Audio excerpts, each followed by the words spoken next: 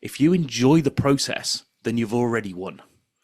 Whatever your result that you get out of it, you're already winning all the way through. It's just the icing on the cake. When you get those moments of glamour, you get those moments of recognition. Hi, and welcome to Helping You Perform. I'm your host, Paul Teasdale. Over a career working with high-performing teams from across the globe, including 7 years working with Formula One team McLaren, I've learned a lot about what it takes to drive results. In this weekly podcast series, I'm going to be bringing you tips, tricks and insights from the world of Formula One that you can apply for your organisation for your own high performance. Enjoy. Hi everybody, and welcome to another episode of Helping You Perform, where I bring my tips, tricks, insights and stories from the world of Formula One and beyond to help you accelerate your own performance. I hope you enjoyed last week's episode 59, which is all about getting back on track. When you haven't been performing at that high level that you know you can, or if you're not there yet, what can you do to get on track, to catch up with and ultimately leapfrog your competition?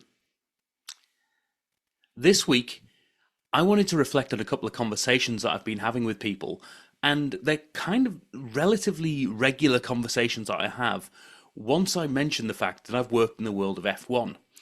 And interestingly, there's a lot of parallels between this and other high-performance worlds, certainly the ones that have fame and fortune around them. And I wanted to dispel three myths, three things that people always think is happening in the world of high performance, but in my experience simply isn't. So the first one is that high performance is exciting. Now, if you are excited about high performance, yes, but ultimately, a lot of the work that goes behind the scenes to get there, to be high performing, to be in a Formula One seat in the first place, and then on the race team, and actually in the car and competing. A lot of the work that goes behind the scenes is very tedious at best. I won't call it boring, because I think boring is more of an opinion piece, but tedious work. The things that have to be done. The work that goes in behind the scenes that nobody ever sees. They see the result. They see the sitting at the Chinese Grand Prix over the weekend. You see the drivers in their seats and ready to go and ready and raring. What they don't see is the sheer amount of repeated, tedious work that needs to go in to make people that good. And it's not just the drivers. It's also the engineers, the team that sits behind it, the logistics team, everyone involved. A lot of what you have to do in the high-performance world is fairly tedious. So that's the first myth. The second one is that it's easy. A lot of people see the natural skill or comment on, oh, that's a really skilled natural driver. And Fernando Alonso, who was there for a long time when I was at McLaren, people mention him, they got that natural skill, and it even goes to the same extent for people behind the scenes as well. You've got naturally gifted engineers or naturally gifted salespeople. But actually, that comes with hard work. Nobody at that level, at any level of high performance, can be there and stay there with purely natural ability. You have to put in the hard graft. So not only is it tedious, it's also hard work. There's a lot of hard work that goes in behind the scenes. And the final one is that the whole thing is glamorous. Because quite often when we talk about high performance, we'll be talking about either the world of F1, or we'll be talking about the race and the champagne and the fame and the fortune, the television that goes along with it.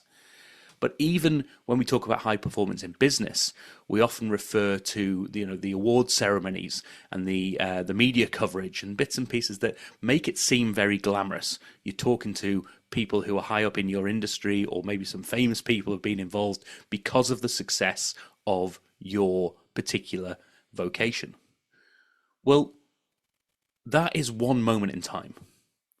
And actually, when I often joke the fact that I moved from New Zealand back to the UK to work for McLaren, and I'll often joke that I was living next to the sea in New Zealand in order to be enticed into a windowless office in Woking to work on supermarket shelf stacking. And that will be talked about and has been talked about in other episodes as well. But there's a lot of unglamorous elements to what needs to go on. Even, the people who are making the strategic decisions, the strategists and the team that supports with all the data and analytics, who are really high performing in and of themselves, are sitting at maybe 1, 2 o'clock in the morning, sitting in a windowless environment in the middle of Woking, analyzing data and poring over some of the things that are going on, making a very unglamorous lifestyle of what's happening behind those scenes. And it's really important to understand those three things. Is it exciting? Is it easy? And is it glamorous? This world of high performance, whatever that might be, in sport, in entertainment, or in industry, business in general.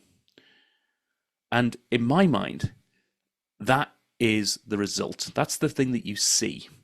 You have to be willing to enjoy the process. And I talked about this in the last episode. If you enjoy the process, then you've already won. Whatever your result that you get out of it, you're already winning all the way through. It's just the icing on the cake. When you get those moments of glamour, you get those moments of recognition. So if you want to be high performing in your industry, I would highly recommend and highly challenge you, if you were thinking differently, in terms of, are you interested and are you focused on getting the result, getting that fame, that fortune, that award, that recognition, whatever that might be in your industry? Or are you interested in really putting in the hard graft and doing the tedious work? Because actually, there's a lot to it. There's a lot of tedious and hard work and unglamorous work that goes behind the scenes. But actually, I like doing that. And I'm willing to do that. And I'll often talk to my children about, it's not what you want, it's what you're willing to work for. So have a think about that for yourself. Is high performance in your mind exciting, sort of easy, and glamorous? Because if it is, I think you're missing out on the real value of a high performance journey, which is tedious, hard work, and unglamorous. But ultimately, if you're doing the things you love, it's that stuff that you're willing to do and you want to do and actually enjoy doing that will get you that high performance in the long run.